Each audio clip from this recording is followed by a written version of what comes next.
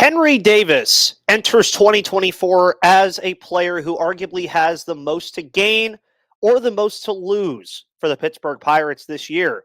We'll discuss on today's episode of Locked On Pirates. You are Locked On Pirates, your daily Pittsburgh Pirates podcast.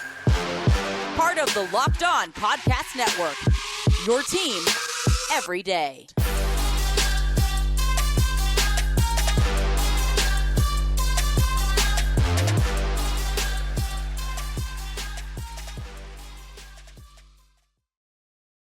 And welcome back, everyone, to the Locked On Pirates podcast here on the Locked On Podcast Network, where it's your team, your Pittsburgh Pirates every day. My name is Ethan Smith, your host of this wonderful show every Monday through Friday on the Locked On Podcast Network, where I'm bringing you your news, analysis, opinions, and reactions to everything going on in the world of the Pittsburgh Pirates. Today's episode is brought to you by our wonderful friends over at FanDuel Sportsbook.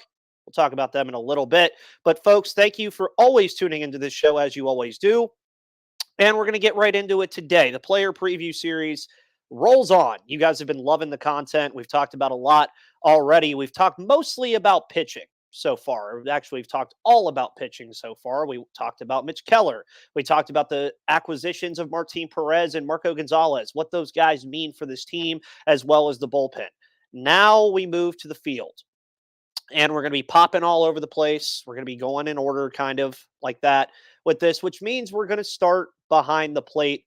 And of course, if you've seen the thumbnail for this show and the title of this show on this beautiful Friday, you know we're going to be talking all about Henry Davis. And again, you heard what I said at the beginning. Is he the one Pirates player who could have the most to gain or the most to lose in 2024? That is a big question to ask, folks. It is. It's not an easy question to ask either, because you're looking at a guy in Henry Davis who rose quickly through the system last year, or ever since being drafted number 1 overall in 2021, and really for good reason. I mean, he was a very talented catcher out of Louisville, and there was a lot of interesting takes on the selection whenever he was drafted, but the Pirates ultimately decided, hey, Henry Davis is our guy. He's going to go under slot, and it allowed them to have a lot more flexibility in that draft. But you look at his minor league numbers, having a 947 career OPS in the minor league system, it's not exactly all that surprising that Davis came up as quickly as he did. Now, his arrival in Pittsburgh didn't exactly meet the same level of play, though. And we all know that from watching Henry Davis last year. He had a 653 OPS and a 213 average. Left a lot to be desired offensively last year. And you also look at all the things that Henry was dealing with coming up. He was trying to learn a new position that he hadn't really played all that much. Yeah, he was playing it in the minors, but it's a whole different thing playing the outfield at the major league level. And he was slotted in right field for pretty much the entirety of his tenure here last year, only catching 2 big league innings. And it threw a lot of people off because it felt like that Henry was going to be catching alongside Endy Rodriguez, especially after Austin Hedges was traded to the Texas Rangers. And he just never got the opportunity to be back there. And a lot of that had to do with the fact that they just truthfully, and I don't think they say it, I just don't think they were confident enough in his defense last year. And I don't really know if they still really even are. And his defense quickly became noticed as below average at best. I mean, he had a -5 run value defensively last year and a -6 outs above average. And really, this offseason, before we got certain news, a lot of people didn't really know what was in store for Henry Davis going into 2024, because it was really concerning that he didn't catch all that much. And there was talks that they wanted him to catch. And then Endy Rodriguez gets injured and has UCL reconstructive surgery, out for the year. So now you're thrusting Henry Davis into the primary catching role. He is the primary catcher on this roster. There's no other reason it should be any different. Now, this goes one of 2 ways for Henry Davis, I think, in my opinion. The first, and the one that everybody wants, is for him to succeed as a catcher and to embrace the position. That's ultimately what we want to see this kid do. He was a number 1 overall pick as a catcher. We want to see him do well at this position and potentially create a very good problem alongside Endy Rodriguez moving forward.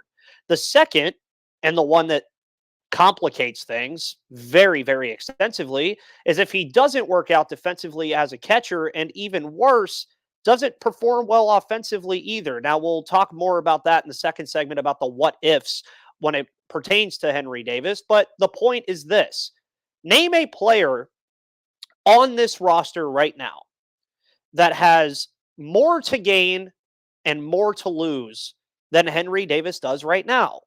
It is very hard to find somebody else on this roster that is like that. Yeah, you can mention guys like Leover Peguero and Jared Triolo and G1 Bay and Nick Gonzalez.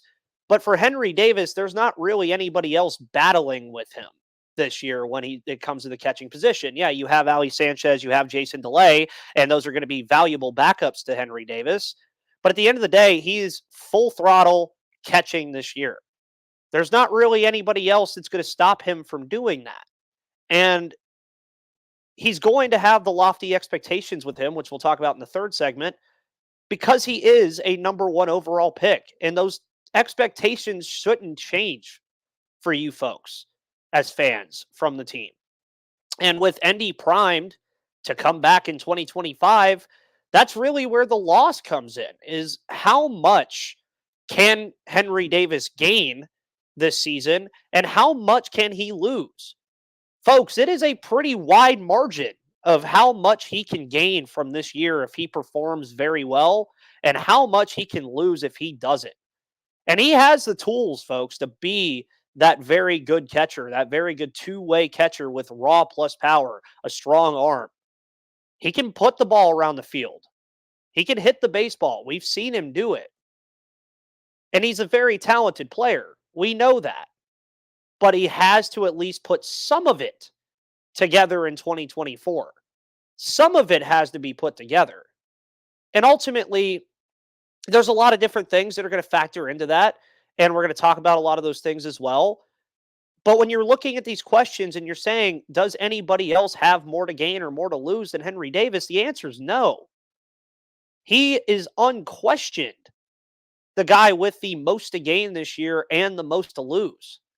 And all of his play is going to dictate that for him. There are a lot of questions that surround Henry Davis right now, probably more than answers that we have. And you know where those questions come from, and they can be answered and will be because he's going to get every opportunity to do everything he can because the Pirates, quite frankly, don't have another option. And you're going to want to see improvements offensively. You're going to want to see him at least become an average defender behind the plate. And if he can do those things, then the sky is the limit for him. And there's no doubting that. But it's good practice, and it's just natural to know it's possible that if he struggles again, 2025 and beyond gets really shaky for him in his future. Because then what happens if Endy Rodriguez comes back and performs well and he can't play the catcher position? Where do you put him? What do you do with him? Especially if he's not hitting the baseball either. And even if he is, that makes it even worse because then you want his bat in the lineup. And I think I care a little bit more about offense than I do defense at this point. But you do want to see Henry Davis improve. This is not about burying him already. And you're going to hear some things that I'm going to say later in the show. This is not about burying Henry Davis. This is just saying that going into 2024, this is already, and arguably maybe depending on his career trajectory, this could be his most important year of his career because he's going to get every opportunity to prove what he can do. He's going to get every opportunity to prove that he can either be a catcher and improve offensively or improve offensively and not be a catcher or do neither. And that, again, means he has everything to gain and a lot to lose. And it's something that you're going to have to watch throughout the year. And we're going to talk about the Henry Davis what ifs. What if these things happen? What's the domino effect of his production or lack thereof? We're going to talk about that in just a moment, folks. But before we do that, we're going to talk about the wonderful people over at Ibotta. Download the free Ibotta app to start earning cash back today with the code LOCKEDONMLB because the new year for many people means resolutions to save money. Stop shopping without getting anything in return. Start getting cash back on every purchase you make with Ibotta. After the holidays, you could all use a little extra cash in our pockets, especially after all that gift giving we did during Christmas and all of the traveling that we did. Ibotta is a free app that gives you the most cash back every time you shop on hundreds of items, from groceries to beauty supplies to toys, so you can make sure you're beating inflation no matter what you're purchasing. The average Ibotta user earns $145 per year. That could cover the cost of an entire shopping trip, buy that flight you've been eyeing, that game you're dying to go to, or the fancy dinner you've been craving. Other apps give you points that don't amount to much. With Ibotta, just add your offers in the app, upload your receipt, and you get real cash that you can cash out to your bank account, PayPal, or gift cards. Right now, Ibotta is offering our listeners $5 just for trying Ibotta by using the code LOCKEDONMLB when you register. Just go to the App Store or Google Play Store and download the free Ibotta app to start earning cash back and use code LOCKEDONMLB. That's IBOTTA in the Google Play or App Store and use code LOCKEDONMLB. And folks, don't forget that Locked On has launched the first ever national sports 24/7 streaming channel on YouTube, and now you can also find it on Amazon Fire TV. Locked On Sports Today is here for you 24/7, covering the top sports stories of the day with the local experts of Locked On like myself and our national shows covering every league. So find the Locked On Sports Today channel now on Amazon Fire TV and YouTube.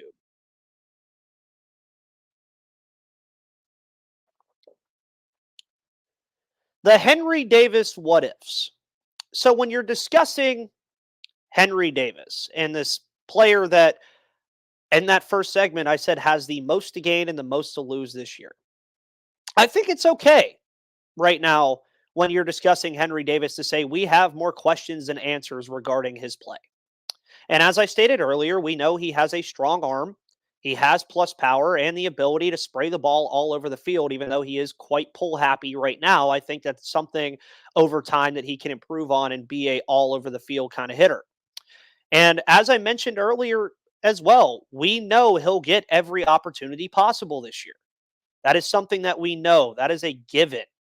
And a full campaign, I think, will more easily paint a picture than what we saw last year. Because really, last year with Henry Davis was just, it kind of just felt like they pulled him up just because. And maybe he was ready, maybe he wasn't. There was a lot of nagging injuries that he had as well that really played factors into a lot of things that he was doing. And for instance, last year he dealt with those injuries. He was playing right field a lot. He only caught twice. He only saw 255 at bats last year. And he'll surpass that and some if he stays healthy. I mean, there's no doubt in my mind about that. And you guys know that this is about a preview show. So Fangraphs projections paints a pretty good idea of what his workload this year will be. They're predicting that he'll play 120 of the 162 games and get 482 plate appearances. So that would be a sample size where you're now going over 700 at bats in his career while also playing in a good amount of games, also about a full season. So in those 482 plate appearances, they predict that he'll have a 242 average, a 340 on base percentage, a 413 slugging, 16 home runs, a 104 WRC plus, and a 1.7 WAR. Folks, how would you all feel about those numbers? I want to hear that in the comments when we're listening and talking to me still.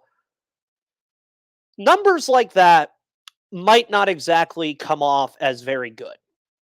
But when you compare it to what position he'll be playing, the catching position, paints a little bit of a different picture. And when looking at the catching leaders last year and comparing those statistics to the best of the position, you'd actually be pretty happy, folks, with those statistics, I think. Because, for example, of the 9 qualified catchers on MLB statistics on MLB.com for OPS, there was 9 of them.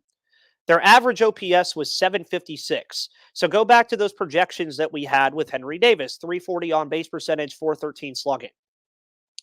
That would plant him at 753, which would be just below the average of the top 9 catchers in OPS last year.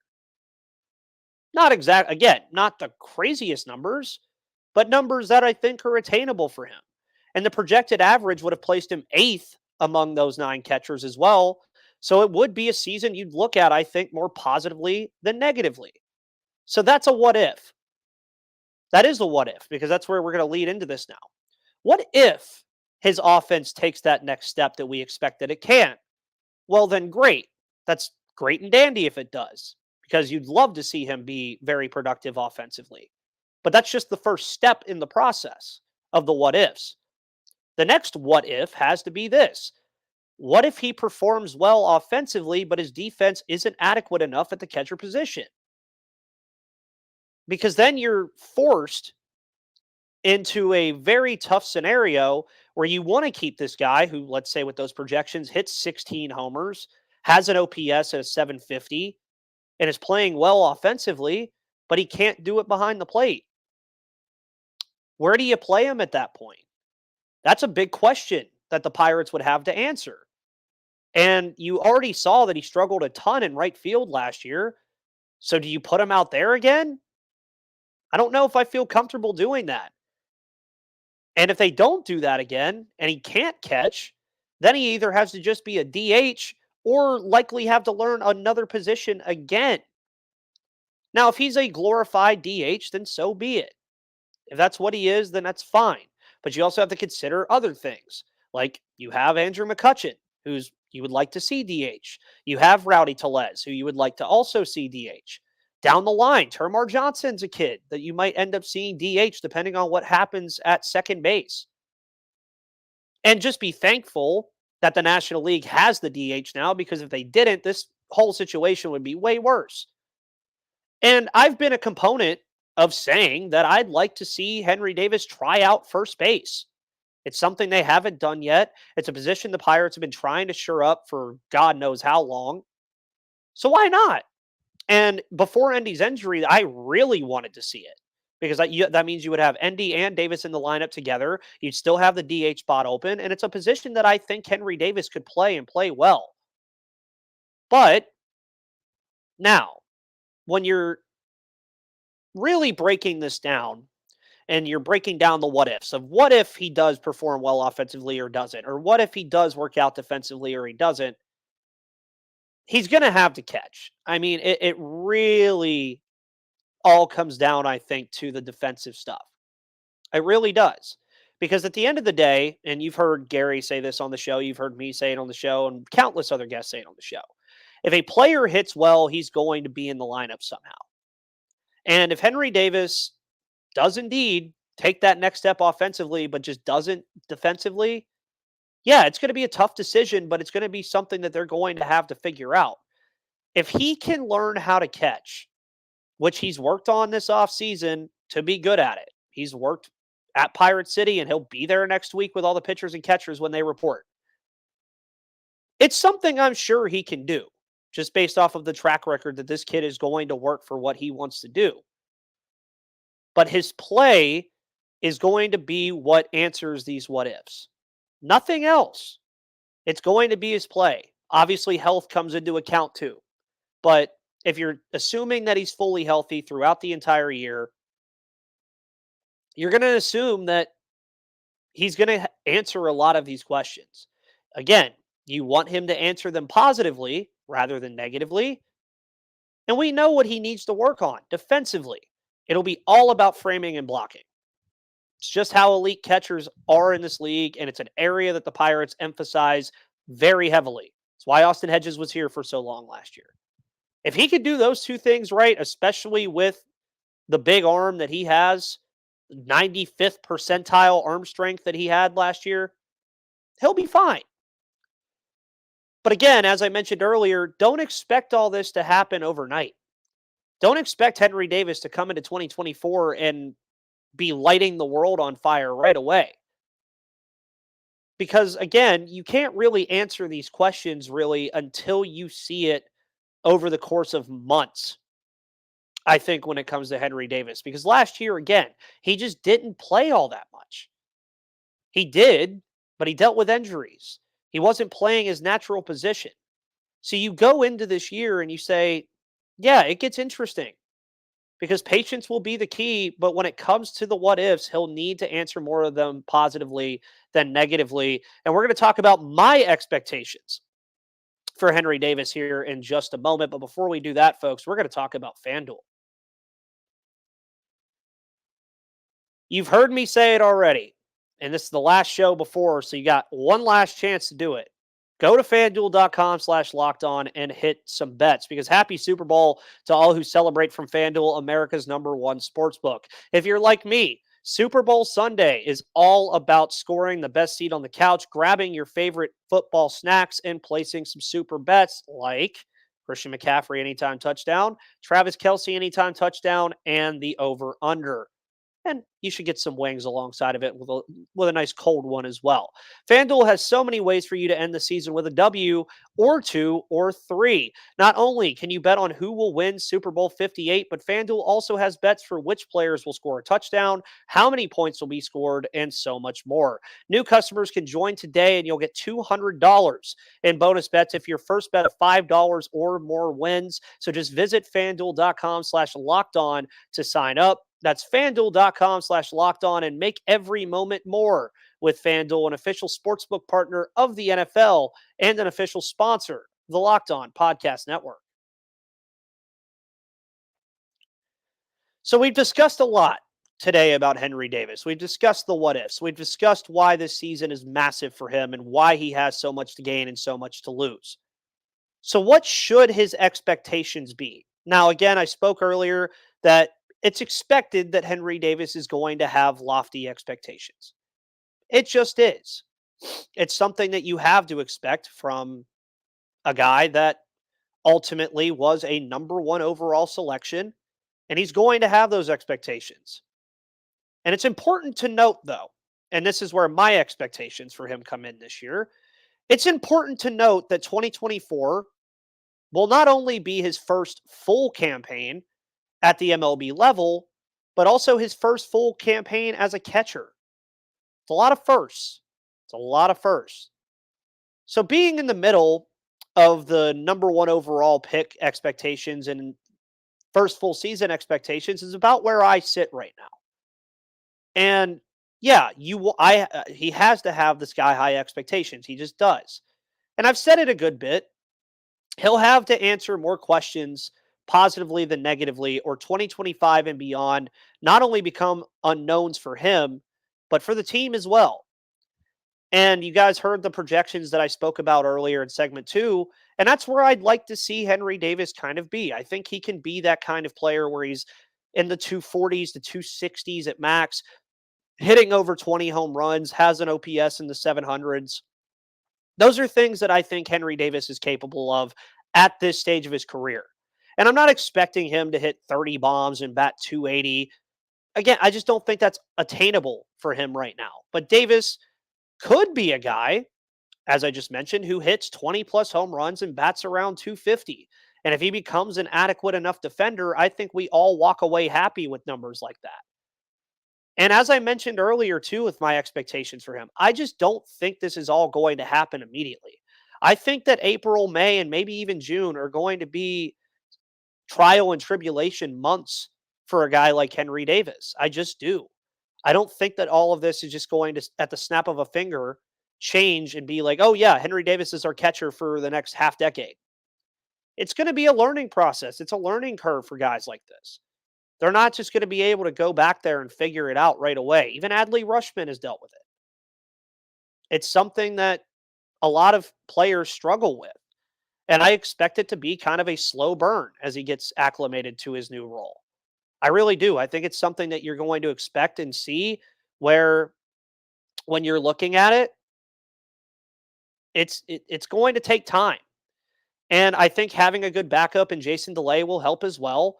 And Ali Sanchez can bounce in if needed as nothing more than another option. I just, again, when I'm talking expectations here, don't just look at the batting average. Don't just look at the slugging or the on-base percentage. Don't look at these things. You'd like to see him bring down that strikeout total. You'd like to see him walk a little bit more. You'd like to see him improve defensively.